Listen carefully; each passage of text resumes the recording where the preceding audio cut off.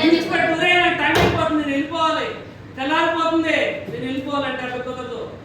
నన్ను దీవిస్తేనే తప్ప నేను నిన్ను విడిచిపెట్టను అని నిర్ణయంతో దేవుడితో పోరాడుతున్నాడు కనుక యాకోబు యొక్క జీవితంలో ఒక మార్పు అనేది ప్రియమైన వాళ్ళ దేవునికి వాక్యాలు రాయబడుతున్నట్లుగా దేవుడితో పోరాడే వ్యక్తిగా ఉండాలి.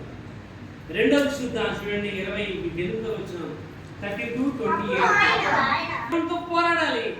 ఈ యొక్క జీవితంలో మార్పు అనేది కావాలంటే you should fight with God. దేవుడితో పోరాడాలి. దేవుడు ఎప్పుడు కూడా మీకు జయాన్ని ఇచ్చేవాడు ఉన్నాడు.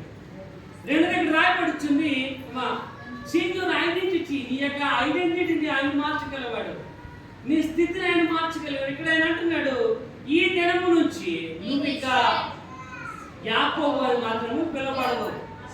ఈ దినం నుంచి నీ పేరు ఏంటంటే ఇశ్రాయేలు. యాకోబు అంటే ఏంటంటే మోసగాడు. యాకోబు అంటే తన అన్నయ్య. యాకోబు అంటే టు ఫాలో, వెనకాల ఫాలో అయ్యేవాడు.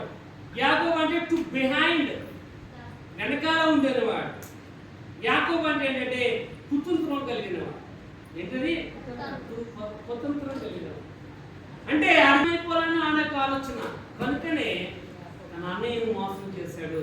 తన అన్నయ్య సొంత అన్నయ్య ఆహారం పడ్డాడు. ఒరే నాకు ఆకలితో అన్నం పెట్టంటే జ్యేష్ఠత్వం ఇచ్చేవాడు. అంటే మోసగాడు.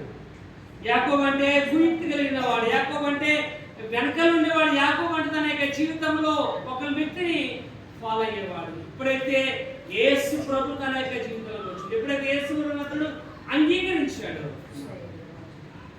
తన ఐడెంటిటీ అనేది మార్చుకుంది. ఈ దగ్గర నుంచి నువ్వు యాకోబు అని పిలవబడకు, ఇశ్రాయేల్ అని.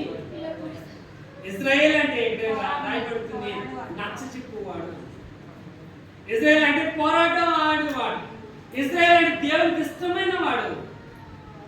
ఒకటి ప్రియమైన వాళ్ళ రాయబడుతుంది, ఇశ్రాయేల్ అంటే పట్టుదల కలిగిన. ఇప్పటివరకు మోసగాడిగా ఉన్న యాకోబు యొక్క జీవితం ఎప్పుడైతే దేవుని యొక్క ఆధీనంలో పడిందో, గాడ్ చేంజ్ హిస్ ఐడెంటిటీ. అతని యొక్క స్థితిని ఆయన మార్చేస్తాడు. ఎప్పుడైతే నువ్వు కూడా నీ యొక్క జీవితమును దేవునికి ఇచ్చినట్లయితే